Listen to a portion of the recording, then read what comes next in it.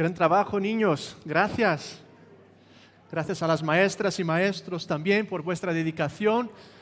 Qué especial veros aquí con nosotros. Cuánta vida traéis a la reunión. La posibilidad de que familias estén juntas otra vez. Qué bien.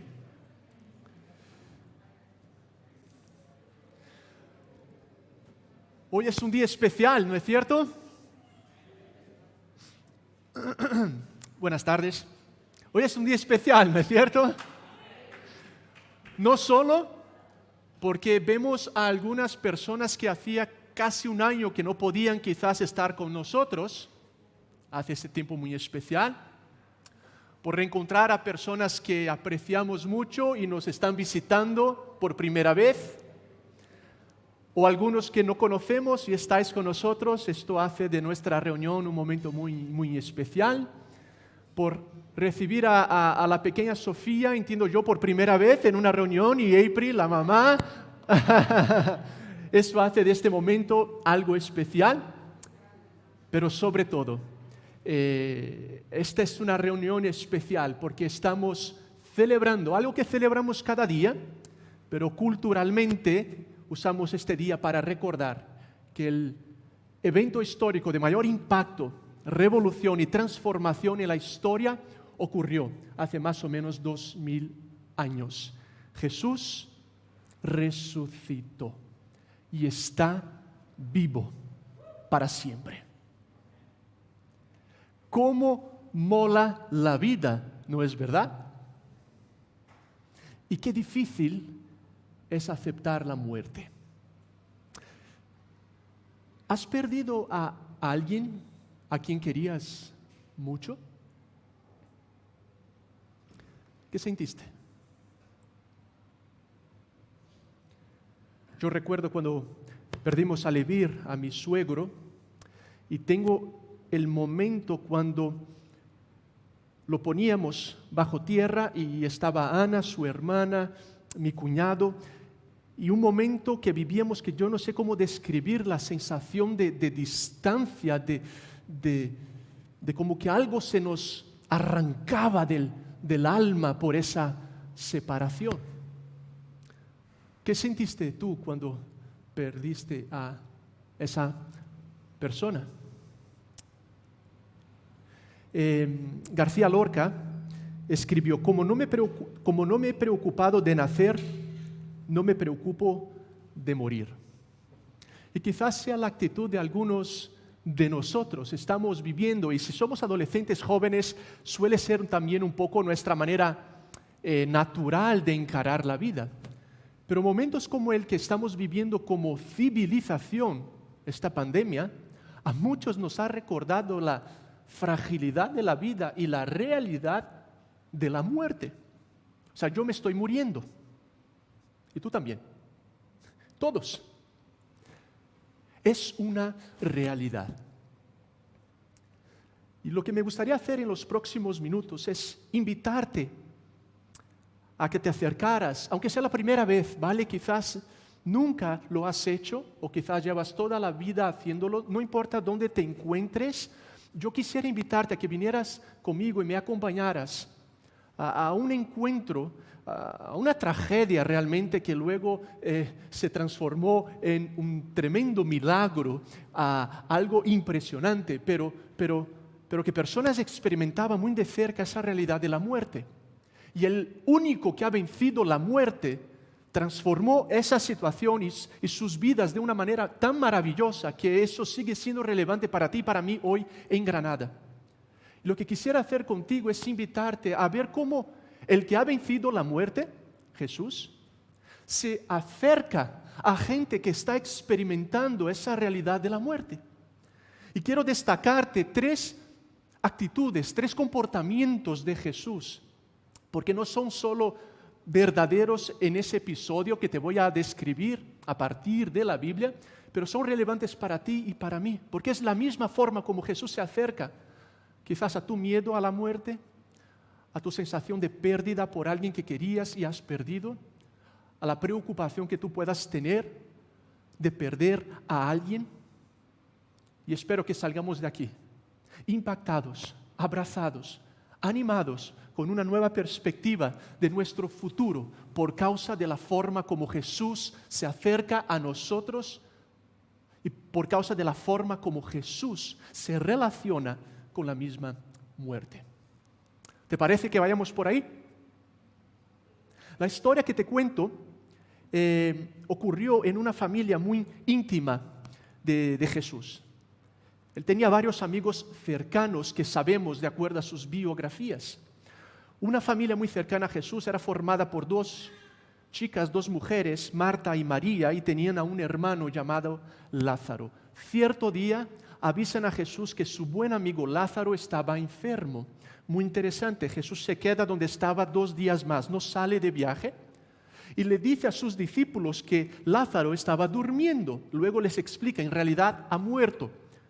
Pero lo que le va a pasar va a traerle honra, aplausos, gloria a Dios. Te imaginarás la expectativa que tenían los discípulos de ver qué pasaría entonces. ¿Y por qué es que entonces te esperas 2 días y nos estamos aquí y no salimos corriendo a hacer algo por tu amigo Lázaro?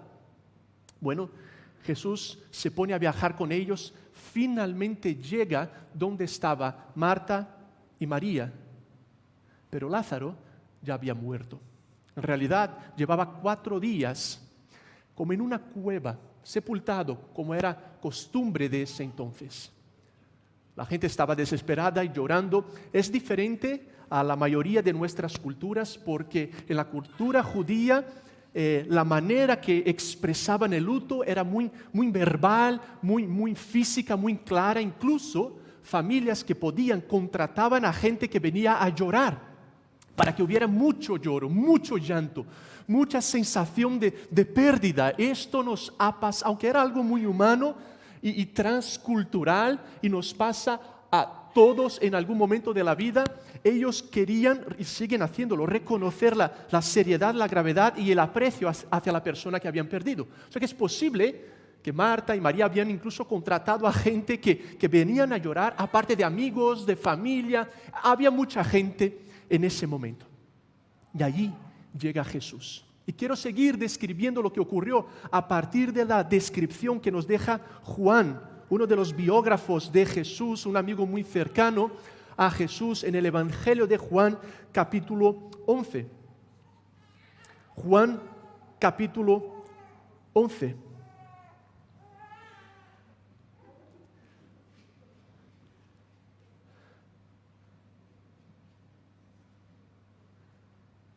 ¿Estáis aquí? Un saludo especial a los que nos acompañáis también desde casa o donde quiera que estés por internet, por no poder estar con nosotros. Y dice así, Juan capítulo 11, voy a leer, no el final, pero una parte de la historia y luego voy a volver más adelante. Pero llega Jesús ahí con Marta, con María, con la gente que está llorando por la muerte de Lázaro. Y leeré a partir del versículo 29, capítulo 11. Dice, cuando María oyó esto, se levantó rápidamente y fue a su encuentro, al encuentro de Jesús. Y Jesús aún no había entrado en el pueblo, sino que todavía estaba en el lugar donde Marta, la hermana, se había encontrado con él. Y los judíos que habían estado con María en la casa, dándole el pésame, al ver que se había levantado y había salido deprisa, la siguieron, pensando que iba al sepulcro a llorar. Pero cuando María llegó a donde estaba Jesús y lo vio, se arrojó a sus pies y le dijo, Señor, si hubieras estado aquí, mi hermano no habría muerto. Al ver llorar a María y a los judíos que le habían acompañado, Jesús se turbó y se conmovió profundamente. Esa misma palabra utilizada aquí se repite un poco más adelante para decirnos, versículo 28, que Jesús se turbó. Esta traducción, como varias otras en el castellano, no rescatan el sentido más original de la palabra utilizada por el autor en griego. La palabra es algo como se indignó, se enfadó por dentro, tuvo una reacción fuerte cuando vio a la gente llorar y cuando vio a la gente sufrir por la muerte de alguien a quien querían. ¿No te parece interesante? Esta descripción de este milagro de Juan es el 7º milagro que Juan describe en su libro y los pone como una señal para confirmar que Jesús realmente era quien decía que era, el propio Dios. Son súper interesantes y te animo, aunque nunca lo hayas hecho, a que leas esos libros de la Biblia, porque tienen un mensaje muy, muy potente y los autores construyen los mensajes, no necesariamente en los evangelios, en las biografías de forma cronológica, ya lo he dicho, muchas veces lo construyen de forma a construir un argumento.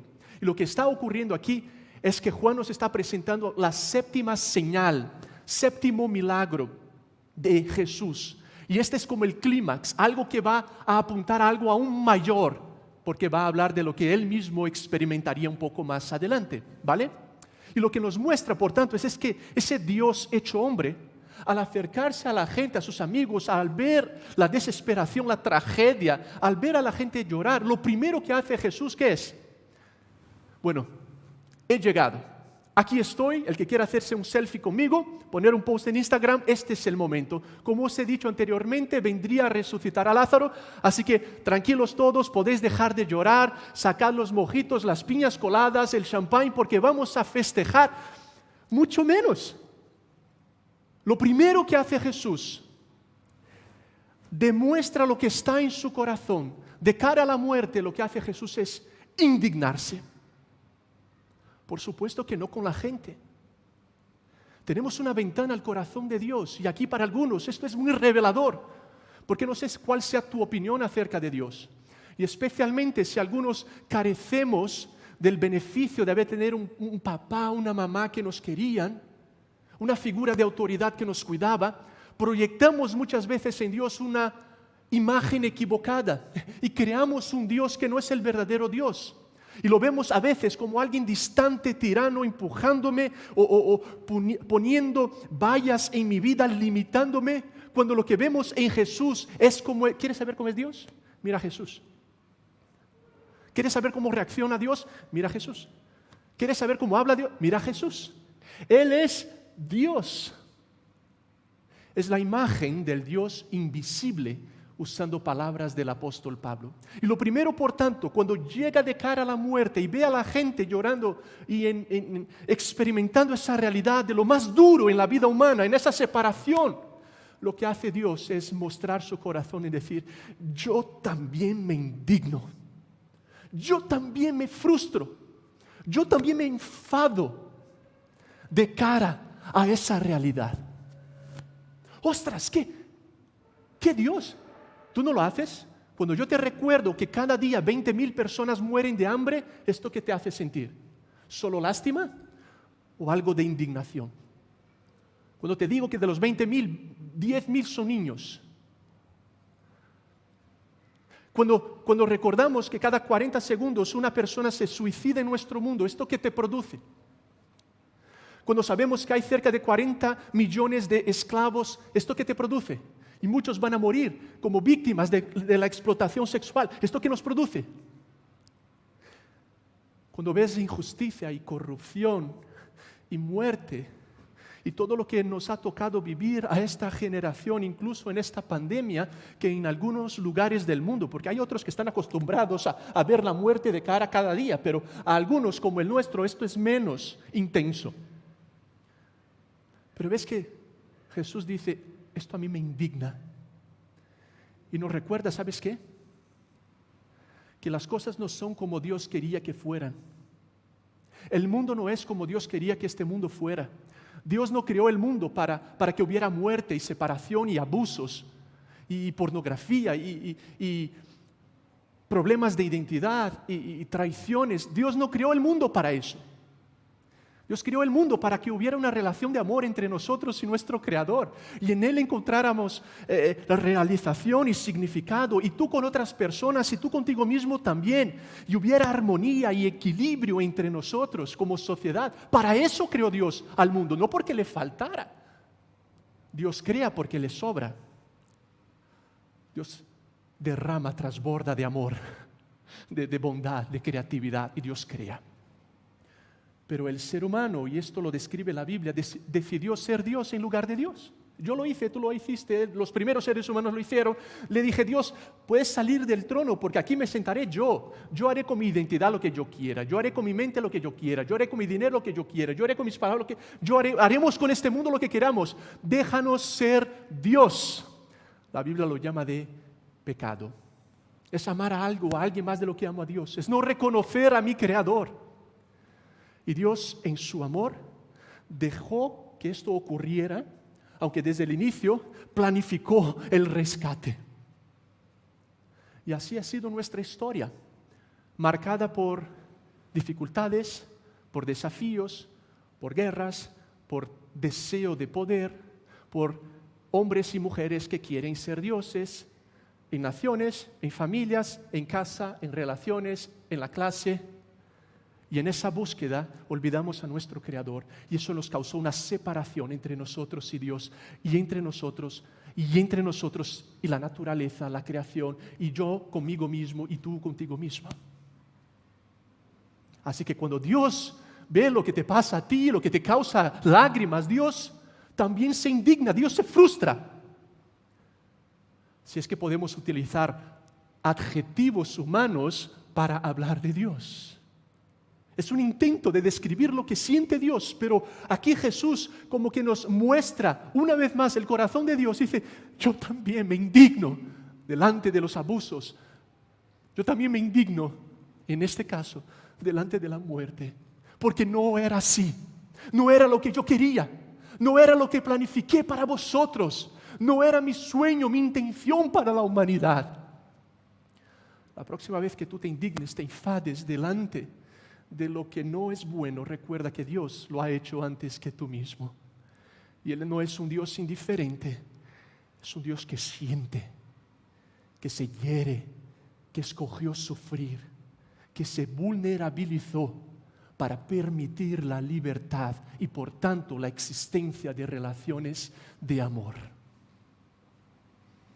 En segundo lugar, ¿estáis despiertos todavía? Al ver llorar a María y a los judíos que la habían acompañado, Jesús se turbó y se conmovió profundamente. ¿Dónde lo habéis puesto?, preguntó. Ven a verlo, Señor, le respondieron. Y aquí nos encontramos con el versículo más corto de la Biblia. Jesús lloró. Y el original también no es solo se le cae una lágrima, es algo fuerte, es algo intenso. Jesús lloró. Jesús ve la realidad de la muerte y no solamente se indigna, pero ahora también Él llora con la gente que está llorando. Él entiende que esto es una realidad. Y aquí podemos citar a Juan Ramón Jiménez, es un poeta español, andaluz de Huelva, premio Nobel de Literatura. Escribió un poema, varios, pero uno de ellos se llama El viaje definitivo. Y escribió Juan Ramón Jiménez, y yo me iré, y se quedarán los pájaros cantando, y se quedará mi huerto con su verde árbol, y con su pozo blanco. Todas las tardes el cielo será azul y plácido, y tocarán, como esta tarde están tocando, las campanas del campanario. Se morirán aquellos que me amaron, y el pueblo se hará nuevo cada año, y lejos del bullicio distinto, sordo, raro del domingo cerrado, del coche de las 5, de las siestas del baño, en el rincón secreto de mi huerto florido y encalado, mi espíritu de hoy errará nostálgico. Y yo me iré, y seré otro, sin hogar, sin árbol verde, sin pozo blanco, sin cielo azul y plácido, y se quedarán los pájaros cantando. Y nos recuerda, la muerte es una realidad para todos. Y Jesús, al ver eso, al sentir eso, no solo se indigna, pero ahora ¿qué hace también? Llora. Ahora, es muy interesante esto. Jesús ya había dicho al inicio, no sé si lo maticé suficientemente, pero al inicio, cuando le dicen que Lázaro estaba muerto, Jesús les dice a la gente, yo lo voy a resucitar. Pero cuando llega, se indigna y ahora, después de indignarse, entonces sí, ahora sí que hacemos los selfies y ahora sí que viene, no, aún no. Después de indignarse Jesús llora. ¿Pero por qué llora? El texto no nos dice exactamente, pero todo indica que por la misma razón que se indigna, Jesús llora porque se compadece, para mostrar que es Dios pero ser humano al mismo tiempo, y Él siente el dolor humano. Y no es un Dios indiferente. El Dios del cual estamos hablando no es uno que ha creado todo, está en su trono, es un Dios que dejó su trono y vino a este mundo. Y siente, duele, y ve la desesperación, ve la tragedia, ve una familia que ha perdido a un hermano y llora con ellos. Nunca se me olvida algo que Ana y yo vivimos ya. Éramos recién casados y yo hacía poco terminado el seminario teológico y hacía poco había sido reconocido, ordenado, como decimos, como pastor. Y una amiga de una de las mejores amigas, la hermana de una de las mejores amigas de Ana, había tenido un accidente de coche con su novio y se murió. Una chica de 20 y picos años. Llegamos al entierro, un montón de gente. Estaba a punto de empezar la reunión, el culto. Se acerca la madre, nos abraza, me abre un salmo, una poesía de la Biblia, me dice: Elder, quiero que tú hables, que tú prediques hoy, por favor, a partir de esta poesía, de este salmo. Y tuve como 5 minutos para hacer eso por primera vez en mi vida, delante de un montón de gente, y de ese texto me dijo, ¿no? Pero ¿qué dices en esos momentos? ¿Qué le dices a una madre que ha perdido a una hija en un accidente de coche? ¿Qué le dices? Pues Jesús no solo dijo cosas, Jesús abrazó y Jesús lloró. Lloró con los que lloran. Esto es un mensaje muy potente incluso para los que somos seguidores de Jesús, a recordar con lo que dijo, le escribió Pablo, llorad con los que están llorando, alegraos con los que están contentos, pero tenéis que llorar con los que están, no decirles no pasa nada. Claro que pasa. Es fantástico, Dios nos está diciendo no pasa nada, claro que pasa, o yo tengo la solución, o yo tengo el poder, o tranquilo que en primer lugar Jesús llora. Es por eso que cuando estamos delante de alguien que está haciendo una quimioterapia y lloremos en primer lugar. Cuando alguien que está viendo alguien a quien quiere quizás en la UCI por el coronavirus, en primer lugar lloremos. Cuando veamos lo que está pasando en Granada, en el mundo, en primer lugar lloremos, porque Dios llora. ¿Cuántas veces hemos llorado viendo las noticias? ¿Cuántas veces hemos llorado cuando alguien ha muerto? Y a veces parece ser que queremos mantener una distancia de lo que Dios mismo está sintiendo, cuando Dios nos invita a sentir su corazón, y debemos ser gente que llora, que sabe que Dios llora también. Y si alguien lo llama de debilidad, pues que lo llame, pero así es Dios. Porque empatiza, conecta, sabe, sufre con. Esa es la compasión divina. ¿Conoces a ese Dios? ¿Somos así con otras personas también?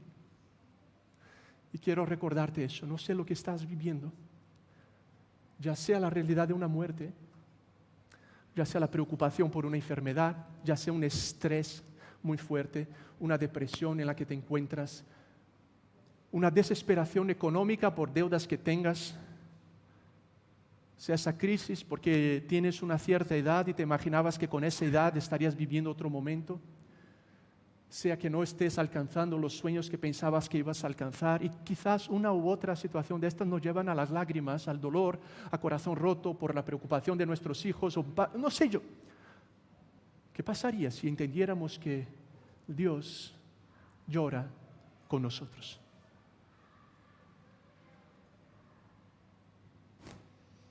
Pero ¿sabes qué?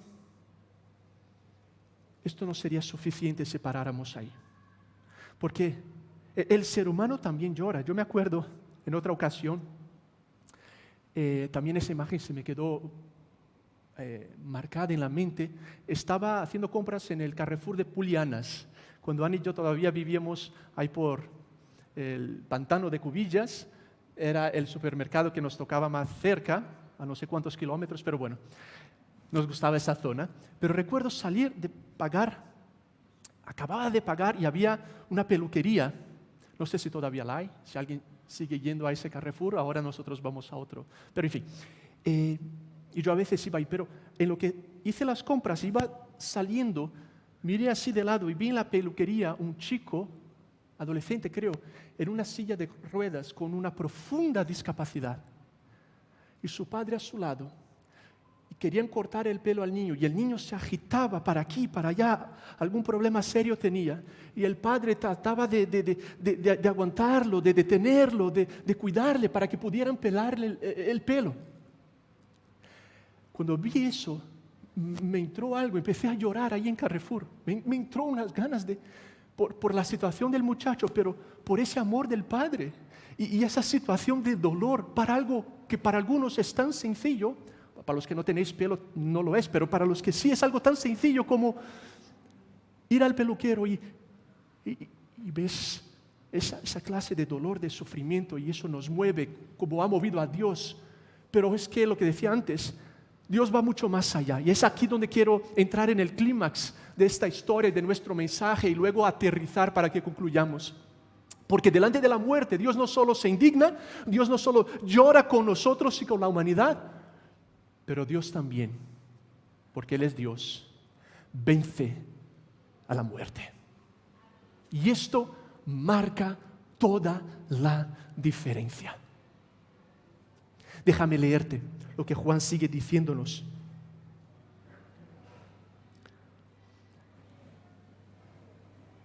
Quitad la piedra, ordenó Jesús. Versículo 39. Marta, la hermana del difunto, objetó: pero Señor, ya debe oler mal, pues lleva 4 días allí.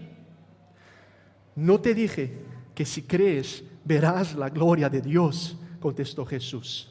Entonces quitaron la piedra. Jesús, alzando la vista, dijo: Padre, te doy gracias porque me has escuchado. Ya sabía yo que siempre me escuchas, pero lo dije por la gente que está aquí presente, para que crean que tú me enviaste.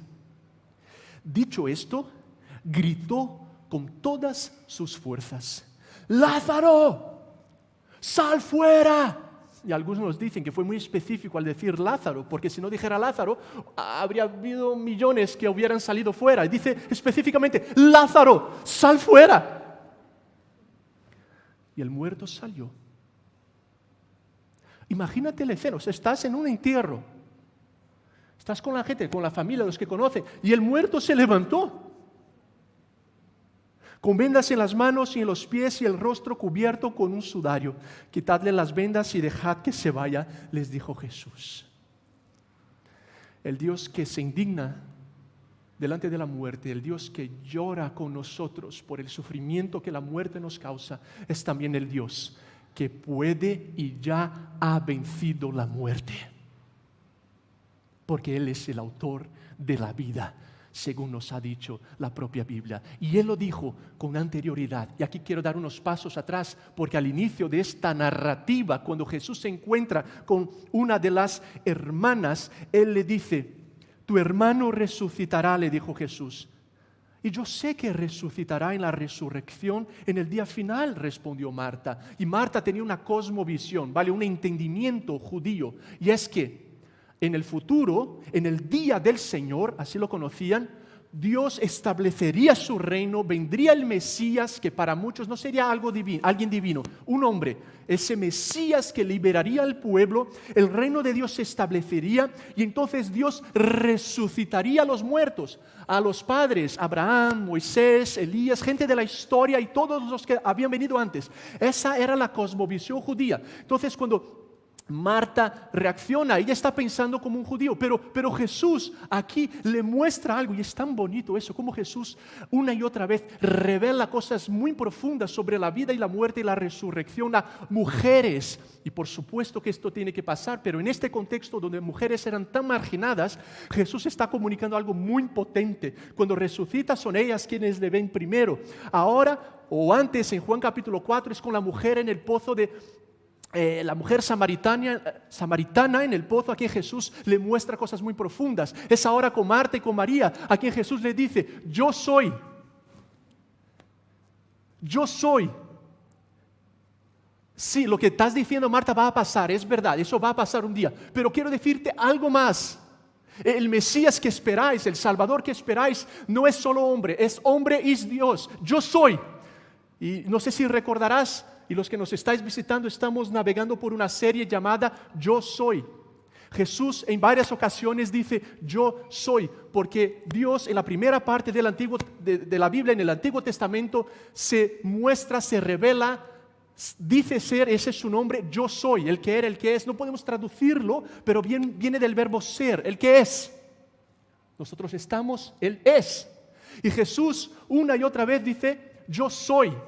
Y al decir yo soy, Él se identifica con Dios, diciendo el Dios del Antiguo Testamento soy yo. El que os libera de Egipto soy yo. El que creó el mundo soy yo. Soy yo. El Padre, el Hijo y el Espíritu Santo somos uno. Pero yo soy. Estáis viendo a Dios. Estáis viendo a Dios encarnado. Y por tanto a Marta le dice algo tan potente. Yo soy la resurrección. No es que yo resucito, fijaos. Está hablando de su identidad. Yo soy la resurrección. Y yo soy la vida. Me está encantando esta serie, no porque la estemos haciendo aquí, pero me está recordando una y otra vez esa identidad de quién es Jesús, que nos invita a ver no solo lo que Él hace, pero quién es. Y dice, yo soy la resurrección. Vanessa, Juli, Felipe, yo soy la resurrección. Y yo soy la vida. No es que doy vida. No solo que de mí sale vida, yo soy la vida. Le dice a Marta. Y es por eso que puedo resucitar a Lázaro. Y nadie más que yo puedo decirle, sal para afuera. Y la muerte lo tiene que abandonar. No tiene chance contra mí. Y Él resucita. Y con eso, Jesús está proyectando algo mucho más grande. Es una señal de lo que Él mismo haría. Cuando tiempo después Él mismo va a ser muerto en tu lugar y en el mío.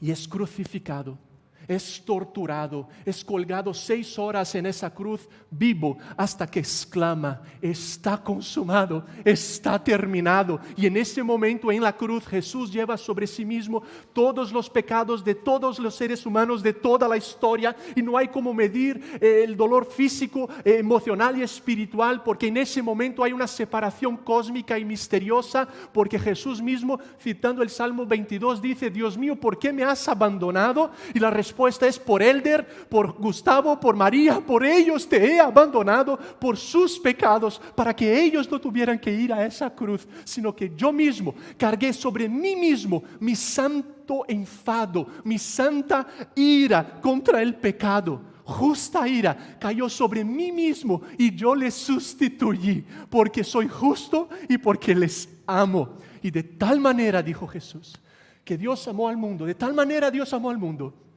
que dio a su único hijo, a Jesús, que murió en esa cruz y resucitó. Y está vivo. Y venció la muerte. Y Dios le resucitó de entre los muertos. Eso era algo inesperado. No pasaba nunca y no pasa tampoco, pero no te imagines que en esa cultura se esperaban entonces que los llamados Mesías, no, los judíos no esperaban que hubiera una resurrección física. Los romanos que dominaban ese lugar tampoco lo esperaban. La cultura griega, cuya ideología todavía tampoco lo esperaba. Eso fue algo inédito. ¿Y por qué miles y miles pasan a seguir a ese hombre? Cuyas vidas son transformadas y entregan sus vidas para proclamar ese mensaje por todo el mundo, porque Él realmente había resucitado. Y eso es un hecho histórico. Jesús está vivo. Si no está vivo, dijo Pablo, y tiene razón, nuestra fe es vana. Esta reunión no tiene por qué existir, pero porque Él resucitó, porque Él está vivo, todo ha sido transformado. Y porque Él tiene vida y es vida y te da vida, tú la puedes abrazar hoy mismo. Y recordar que, aunque en este mundo la muerte es una realidad, no es que Dios vencerá la muerte. Dios ya venció la muerte y la vencerá completamente en el futuro. Y Él está transformando vidas hoy porque está vivo. Y no te invita a que vengas a Él transformado y luego no, te invita a que vengas como estás, como eres, como lo hizo con Marta y con María, para abrazarte, estar contigo y darte la vida que solo Él puede dar. No resistas, no resistamos. Entreguémonos a ese Jesús resucitado y poderoso, quien está vivo transformando vidas hoy. Una conversación en El Señor de los Anillos, Pippin dice: nunca pensé en este final. Gandalf contesta: ¿final? No, el viaje no concluye aquí. La muerte es solo otro sendero que recorreremos todos. El velo gris de este mundo se levanta y todo se convierte en plateado cristal. Es entonces cuando se ve. Pippin contesta: ¿qué, Gandalf? ¿Qué se ve? Gandalf responde: la blanca orilla y más allá, la inmensa campiña verde, tendida ante un fugaz amanecer. Pippin entonces dice: bueno, eso no está mal. Y Gandalf responde: no, desde luego. Y ese Jesús sigue transformando vidas en tantos lugares del mundo, incluyendo en Granada. Y gracias a un excelente proyecto como Paz en Granada, podemos tener algunas historias de lo que Él está haciendo. Vamos a poner un par de historias de un minutillo para que conozcáis un poquito de Patricia y luego de Simón.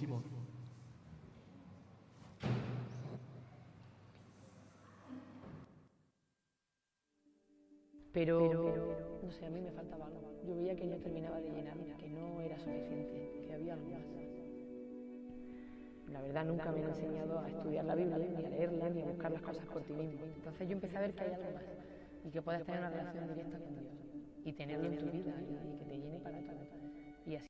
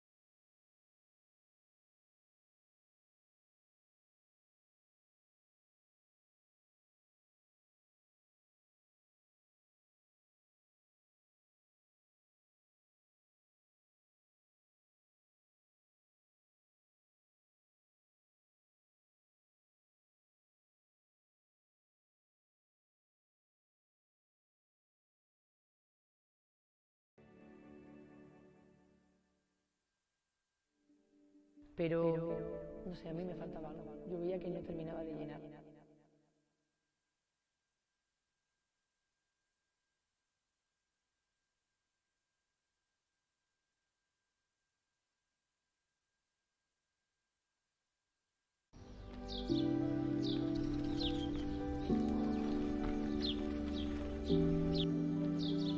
Yo, para mí, el mejor consejo que puedo dar es que Jesús es el único que realmente puede llenar, completar tu vida, ¿no? Sí, a pesar de 1000 problemas que uno pueda tener, incluso enfermedades, tribulaciones, incluso en este tiempo que vivimos con la pandemia, el único que te puede dar la paz es Jesús en medio de cualquier situación que puedas vivir. Entonces yo creo que la mejor opción es seguir y aceptar vivir cerca de Jesús, ¿no?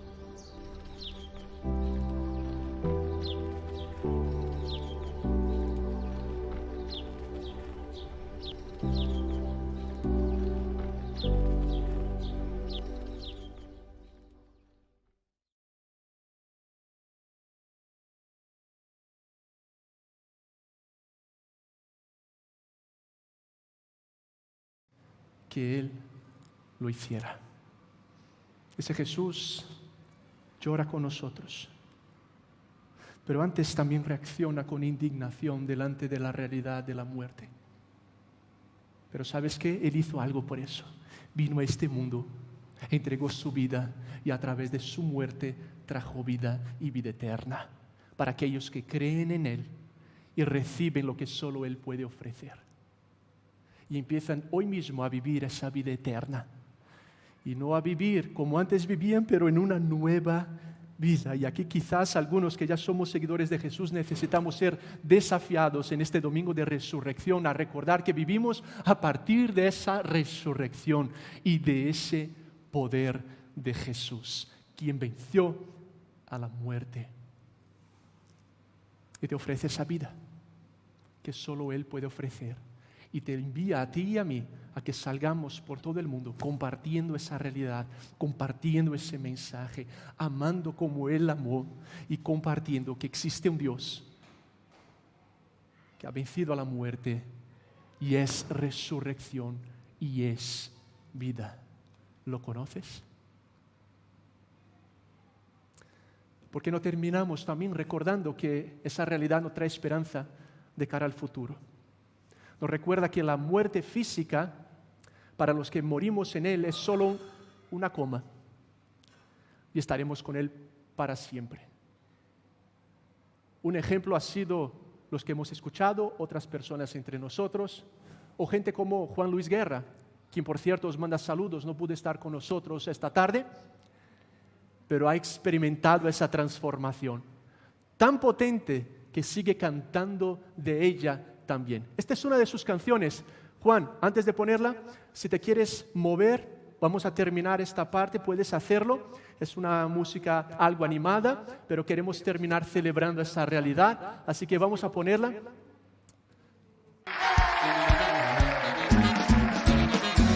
En el cielo no hay hospital, en el cielo no hay hospital, te aseguro que te quiere sanar en su nombre. Y la vida, y Jesús lo vivió, resucitó, está vivo, reinando con poder y volverá.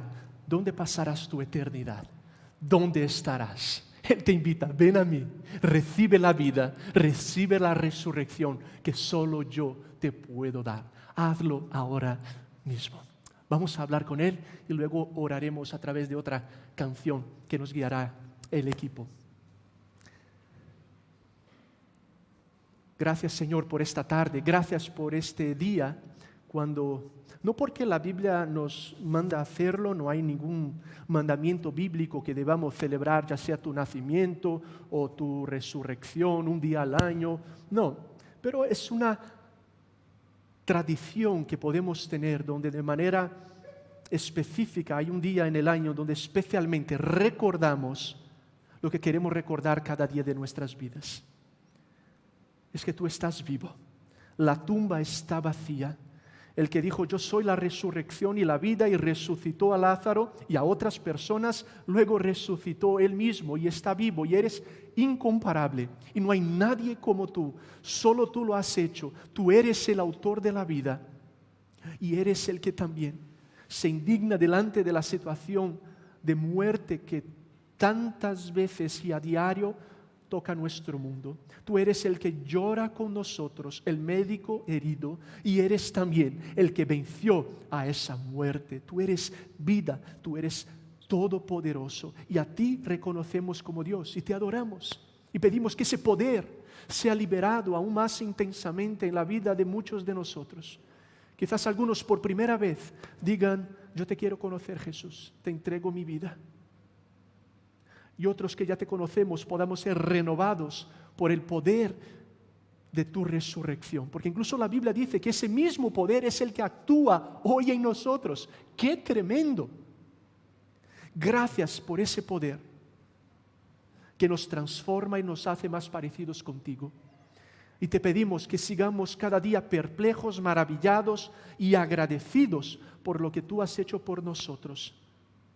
Y permitamos que tu palabra nos muestre quién y cómo es Dios y seamos instrumentos tuyos para ayudar a otras personas a conocer personalmente a ese Dios que conocemos en Jesús. Te adoramos, Señor, te agradecemos, nos entregamos a ti